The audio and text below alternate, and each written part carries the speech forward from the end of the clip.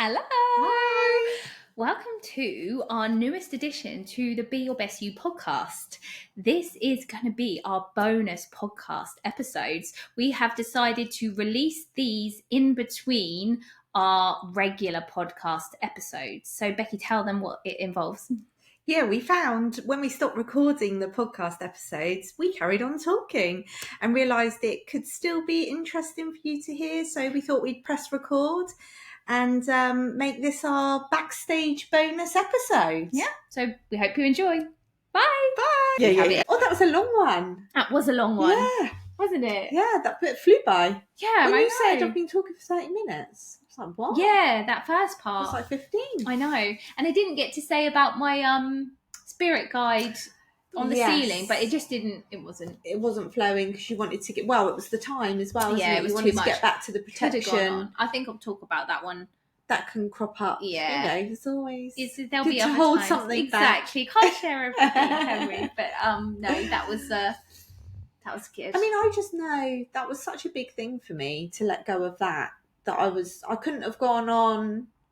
You know, you can't even meditate, can you, if you're afraid? No. I remember when the first time I meditated, I'm like this, you know, one eye open, like, what was that? I remember you saying that. Yeah, I do. Yeah. Like, you know, so how can you go and soul search and meditate and all of this if you're terrified that you're going to call in some spirit, open your eyes and someone's standing in front of you? Yeah, it's true though, isn't it? You can't do it, can you? No. So I couldn't have done it if I hadn't gone through all that with you. And you know, how did we even learn that was you? That was your. Where did you learn about the protection? It was just kind of all the stuff that I was what you were reading and listening to and picking up. So it was you that got me to drop it, because you made me feel like so confident in how to,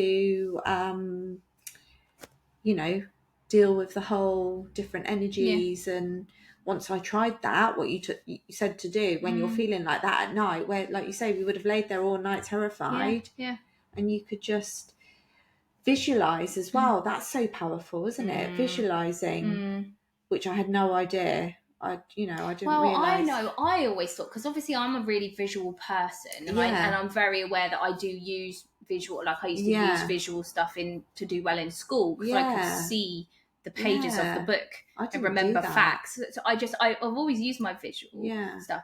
But when I first heard about this, when I first was diving into it, when people were just saying visualize a bubble around yourself, I was like, how's that going to help? Yeah. Oh, come on. Like, yeah, okay, I can visualize a bubble around myself. It's quite easy for me. I know it's not easy for some people who aren't visual, but it was easy for me. Yeah. I'm like, well, how's that going to help me? What does that do? Yeah. It took me quite a while to buy into it, because I just couldn't get my head around how visualizing a bubble was going to create a protection. Yeah. But it was then, and again, I think training in hypnotherapy and learning about this. See, this is the thing. Like, I came at it in such a perfect way to help me get a really good grasp on all this spiritual stuff, because I was learning about the subconscious mind at the same time as I was diving into the spiritual world. Yeah. And so many things, it was like the science of this subconscious mind was matching up with the spiritual stuff. So as I was learning the spiritual stuff, I was like, oh, okay. Yes. I've just learned about the subconscious mind. I see how that's now connecting. Yeah. So what I was realizing with the visualization is that you're dealing with your subconscious mind here. And it's not about you visualizing a bubble then creates a bubble around you. That's not it. It's just about the fact that it's your, again, like I said in that episode, it's your intention, because your mind is so powerful. Yes. So when you have the visualizing is just a way for your mind to accept that you are placing protection around yourself, and you are not going to allow anything external to affect you. And that's enough. Like, you could do it could just be a feeling of strength. That's going to do the same thing. It's not about the thing that you're visualizing. No. This is why I got frustrated when I was learning things about spirituality. And there'd be teachers out there, psychic teachers, that would say, now, in order to protect yourself, you must imagine a golden cloak of light, and it has to be a white light, and it has to be a cloak like this, and it has to float, and you have to do this. Yeah. And I was like, but that doesn't work for me. I didn't like that people would say you have to do it this way, because it really stunted me. And it wasn't till I realised, it's not about that actual cloak. No.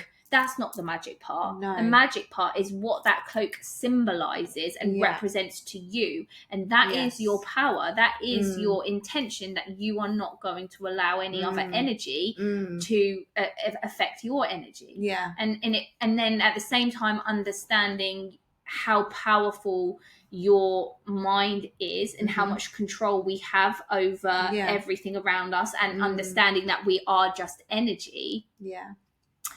That was when I realised, you can do whatever you want. Yeah. Like, so I would never tell people, you have to do this, you have to do this.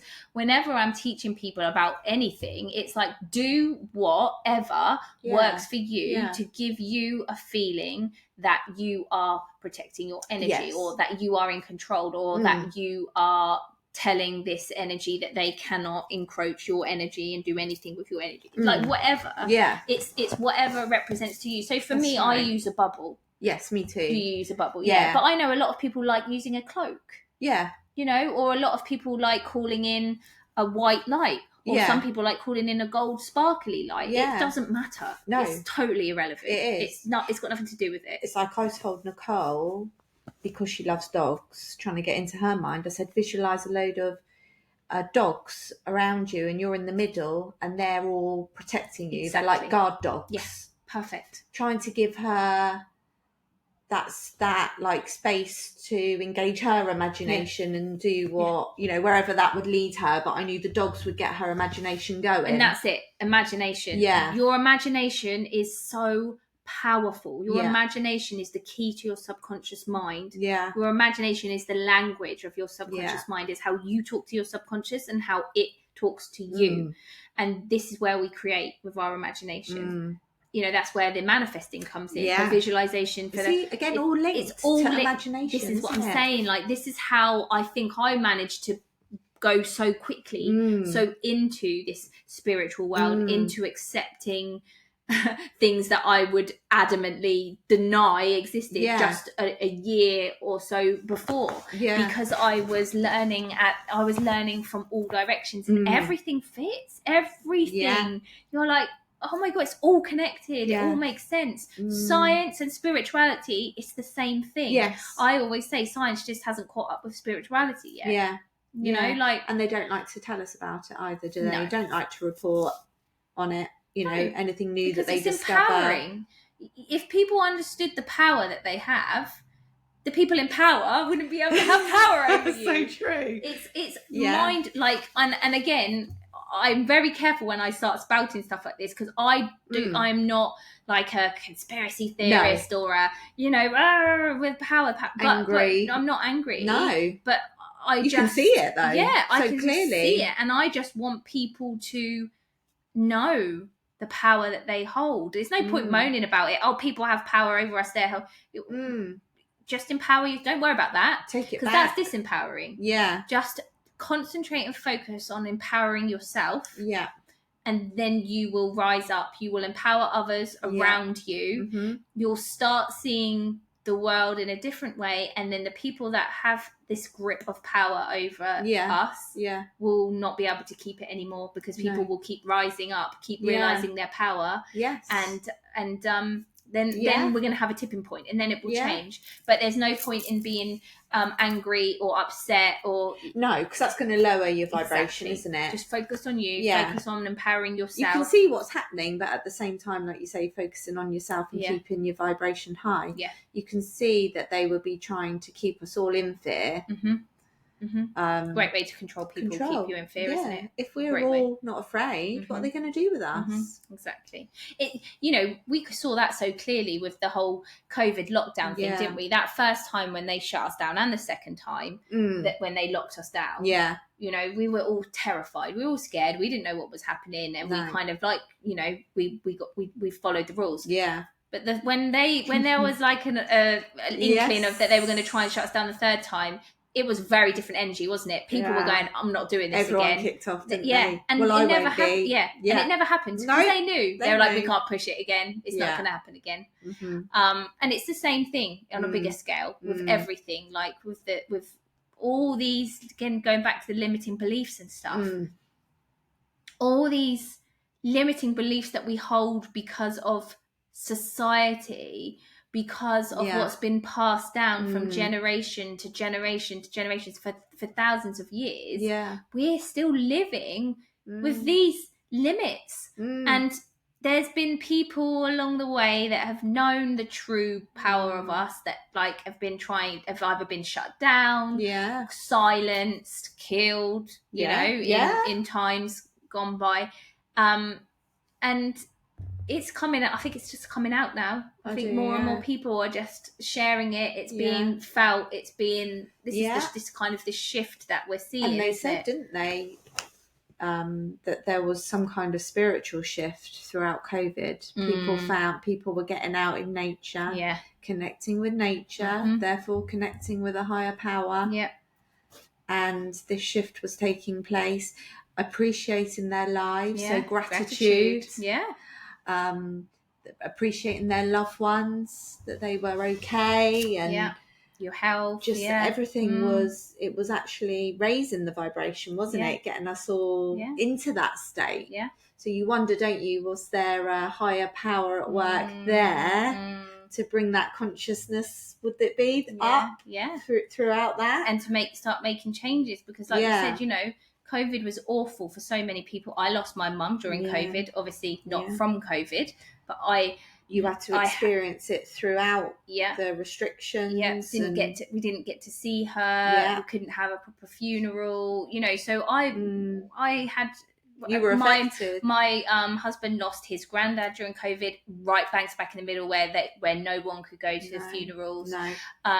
You know, we had a lot of bad stuff happen during COVID, and yet I still will sit here and say I do think that it was a necessary event, and I believe that it was always kind of planned, because for this time, for this shift, because like you said, everything you just said, something like that massive needed to happen in order to get us all off this hamster wheel, you know, of this just kind of like going to work, this very, you know what I mean? Like I do. This, and people looking at their lifestyles and, you know, bringing people back into the home, you know, even though they might be working from home. You know. It's just like a shift in priorities and perspective again. Yeah, when I look at it from my point of view as well, in terms of the education system.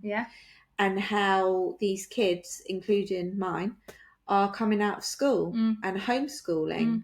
You wonder, was that a bigger thing behind that? Now, you know, because all of a sudden, these kids that probably masked their way through senior school, I think because the education system is trying to catch up, they're putting all this extra pressure on all the children, and the ones that maybe in our day, including myself probably, could have masked their way through it, can't do it anymore. And they have to leave and they have to remove themselves from that environment, hopefully for a better environment. You know, there's got to be a reason why that's all falling to bits at the same time, isn't there? You know, and that's the next generation coming up. It was just COVID provided such big shifts in everything, didn't it? You know, the economy, the school system, the work system, and also loss. You know, so many people lost so many people, and grief, as obviously people know now, sparks huge, immense change. It did for me. And loss and grief is a very, very surefire way to spark new change, new growth. And think about the amount of people that had that happen to them in that period. It's no wonder there was kind of like a bit of a spiritual shift in that time. And because it does tend to make you more spiritual, doesn't it, when you lose someone? I mean, that's how it kicked yours off. I mean, not for everybody, but a lot of people, all of a sudden they want to believe. Or they just, again, it shows you like how fragile life is, and that there's got to be more to life than just be it. Exactly. And like, you know, what am I doing this for? Why am I going to work every day? Why am I not enjoying myself? What's it for when life is really short? So that it gives you that as well. Doesn't it? It does. It puts all your lives into perspective, doesn't it? Just when you lose someone, you think, oh, okay, what was all that about? Now they're gone. So maybe we should, again, drop that fear of, I was very fearful, like, or maybe we shouldn't go on that holiday, that, you know, that doesn't feel right, or we don't want to do anything where we might hurt ourselves or break a leg, or, you know, all of that rubbish, and it just stops you from doing things. Then you lose someone and that's all gone, isn't it? You think, well, we could all be dead tomorrow, so what is the point in worrying, you know, being fearful? Take the opportunities. Exactly. What have you got to lose? Exactly. Can you imagine if we all died tomorrow and we've all been putting ourselves through hell? I'm just thinking of Nicole again. Yeah. You know, when I think, we could all be dead tomorrow, and me making her go to school every single day with her anxiety and all, you know, possible ADHD and all that. So she's miserable. And then, you know, next year, a year's worth of me forcing her going in, and then next year we could all be dead. Or I could have her at home where I could help her and nurture her and put other things in place where she could have a happier life. You know, and then you die. But at least you've been happy in the meantime. Exactly. But it is true, isn't it? It is true. I mean, I know when we die, it doesn't matter, because we all go to a better place. It's all beautiful, and it doesn't matter anyway. But I'm just thinking of my conscious mind now on Earth. You think, yes, okay, so looking at our lives on Earth now, what's the point in putting someone through hell when it could all, you know, she might not even, the world could, I don't want to be doom and gloom, the world could explode, and that's that. Yeah. And I think this is all about, as well, like what you were saying there, you know, going back. This life is this time that we're coming down to this earth. We were talking about the shift, and you know, where some things are changing. I think, and you don't have to be into this spiritual stuff to realize that things are going on in this world where everything's kind of breaking down. Things just feel like, you know, things are coming to a bit of a head, and things are changing. It definitely feels that way. I think anyone can feel that, whether you're like aware of this spiritual stuff or not. And I do think that we've all come here at this point in time for a reason. Yes. And I think that, again, going back to these kind of societal beliefs that are keeping us, you know, held back from our true power, etc., etc. What you're talking about there with Nick and school and stuff, and these school systems, again, it's another societal framework that we've just accepted as being normal, and that we have to do, and that everyone has to do it without questioning, is it actually good for our children? Is it actually good for us now as humanity, and was where, like, you know, where we are right now? And listen, you know, obviously my kids are thriving in school. They love it. They do well. They're doing well in school. They enjoy it, and I'm lucky. And some kids are just, and you wouldn't want to take that away from those children at all. But there are some kids that are just really struggling. You know, and you're seeing it more and more. And I think because of COVID, I think the pressure is on more. That's all I can, because people keep saying, oh, well, it's COVID. And I think, well, my two might have ADHD. So I'm thinking, well, it's probably that. But then also, with, I suppose, the pressures of COVID and the pressures the teachers are under to catch up, that's where it's been affecting their ADHD, whereas maybe before they could have got through. So I'm just wondering if, when people say, oh, it's COVID, is it in that sense where it's just those kids that could have got through just before now can't? It's thrown them off. The teachers are stressed. You know, they don't have a say as to how they've got to teach them one way. And this is the thing again, and this goes back to this whole, like, we're all here to make change and to break things up. And I think all these little new kids souls, their souls that are coming in now that have got, these labels of ADHD and autism and etc. I just think they're a new type of soul. We definitely need to do an episode of its own on my views around this. Obviously your experiences, the spiritual take on ADHD and autism, because you've got it would be an interesting conversation, because you've got a very real life grounded experience of ADHD right now, and it would just be interesting to balance that with the kind of, again, zooming out, this more spiritual look, looking at it from that point of view and seeing how it can blend and mold together. And actually really help. That spiritual stuff has helped me so much with the ADHD. Yeah, exactly. So I definitely think we need to do maybe next episode. We'll have a talk on that. So I don't want to go too much to it on this one, because this is the bonus episode or whatever. But I just, to briefly say, I think, seeing as we're having the conversation, I do think these new souls are coming in with these labels of these, conditions, if you like. Because they're a new type of soul, and they're here to break down these systems that are old and not working for us, and we need to bring in new things to pave the way for a new way of living. Like, school just can't cope with the amount of children that needs the special what is it, SEN, isn't it? They can't they can't keep up with the amount of children now that need it. And I think it's because they're all coming in, so this system has to break down. It's going to have to break at some point. It might not be in our kids' school lives, but the next generation, at some point, I truly do think it's going to collapse, because it can't carry on like this. The amount of conversations I have with my clients that come in that are having the same issues as you with their kids or their grandkids, I hear it everywhere. Why it is there everywhere. So many? Exactly. And I believe it's that has a big part to play in it. That the school system is one of the things that, like, I would love, this is me coming from being a therapist and dealing with people's issues that they're having now as adults, because it's due to their childhood, so obviously I'm seeing a lot of stuff about school, and I would love to see some kind of education system that is tailored to kids' strengths, rather than making every child fit in the same box. Because again, like I said, like, some kids are built for academia. I was built for academia. My son's built for academia. My daughter is not built for academia. Your kids aren't built for academia.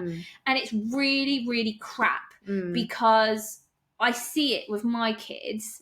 Charlie has such great self-esteem and confidence in that respect, because he is getting positively rewarded at school every day. He's seeing it in how he smashes his tests, how his teachers say, oh, you're so great at this. He's feeling it because he's ticking every box. So he's able to do it. So he's just just this morning he said to me, Mum, I'm really successful, aren't I?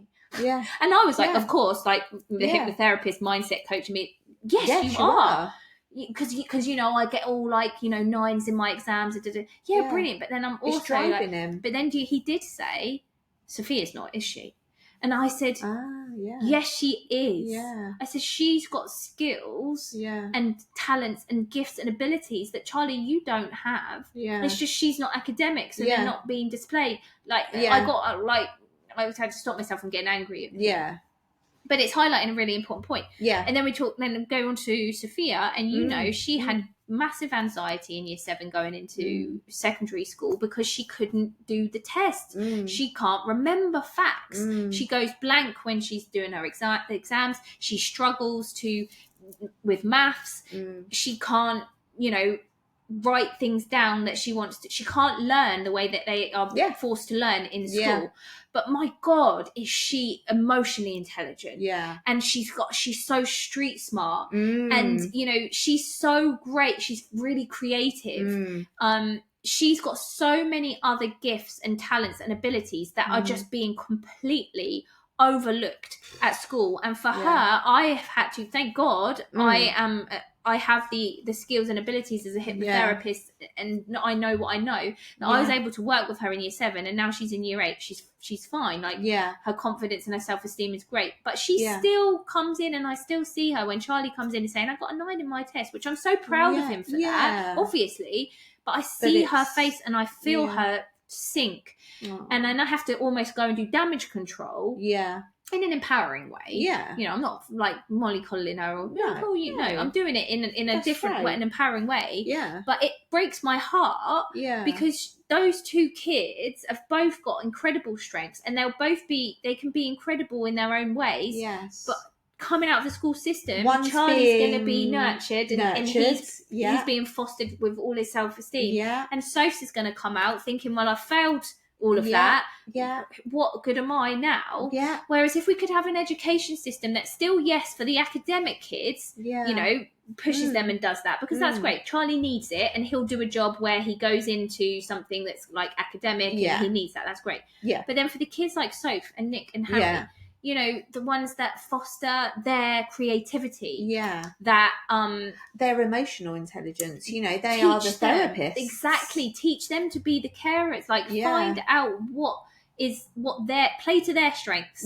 Because it's not all about bloody academia. They have so many, don't they? You know, exactly. And we need those kids. We do. They're the ones that we need. You know, I think that are coming in, and obviously we need the academics too, of course, but it's too heavy. It's too heavy with that at the moment.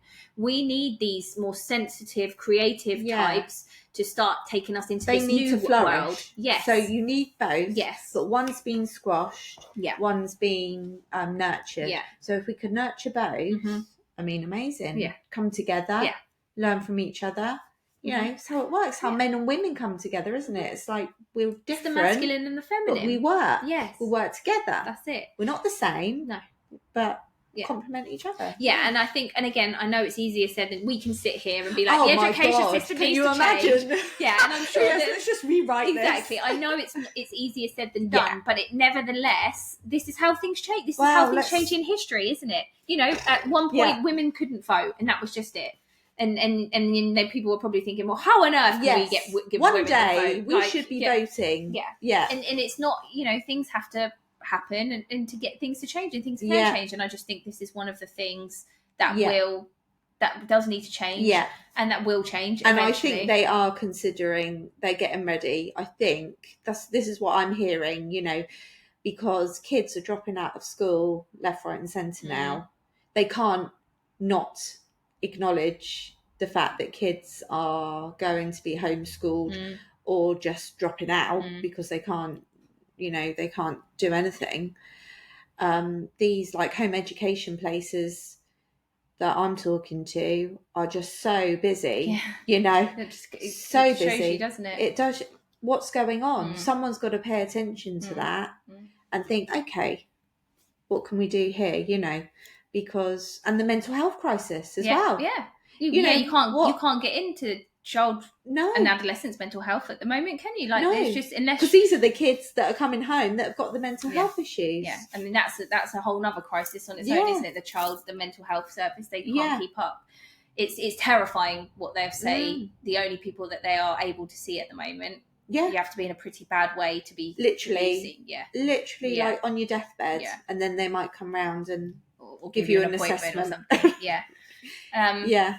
But anyway, it's something's got to change, but it's got to be, again, I think there's a tendency to be scared and to be like, what's the world coming to, when you start seeing things break down. But remember, things have to break down in order for something new and better to grow. So again, it's about flipping your perspective. Not moaning, not like, you know, grumbling about it and getting angry about it or feeling frustrated about it, because that's only affecting you and your vibration. See it in a positive way, is that it's all coming, it's all kind of breaking down. So the better things can come. And in the meantime, you do what you need to do for your little circle, your little bubble. You know, like for you, what's best for you right now is for your kids to be homeschooled and focusing on their mental health. And the more positive you are, I tell you, you don't realise actually what is already being made available to children like that. You know, there are groups and tutors popping up all over the show that you can, you know, you've just got to be positive. If you get bogged down with the negative, you don't see any of that. So, you know, that's just going to expand, isn't it? More and more people are going to put more groups on. You've got groups for everything. Horse riding, ice skating, creativity, art, you know, and you've got these home education centres. Well, if we could have more of those, that would be great. So hopefully they'll start popping up all over the place, you know. So it's out there, isn't it? Yeah, it's out there. That's right. The help is there. Exactly. If you know, if you stay positive and look for solutions rather than moaning and feeling disempowered and feeling stuck with your lot, there's lots of other ways that you can, you know, improve, and that might be even better than you could have imagined. And I think, again, it's just important to say, like, really try and stay in these tough times, in these difficult times, you know, focus on yourself, your own little bubble, and trust your instincts, follow your intuition, start questioning the things that you think you should do. You know, that we just think, well, kids should be in school. Like, you know, my kids are in school and my kids are happy in school, and I'm happy with my kids in school. So I'm not advocating everyone to pull their kids out and do homeschool. Absolutely not, because that's not what I believe at all. However, I do believe you got to do what's right for you and what you feel is right for your children. And it is a long process. And it is to get to that point. You know, like you say, not suggesting you just go, oh, that sounds better, let's just pull you out, whether you've got a problem or not. No. It's a whole process to get to that point.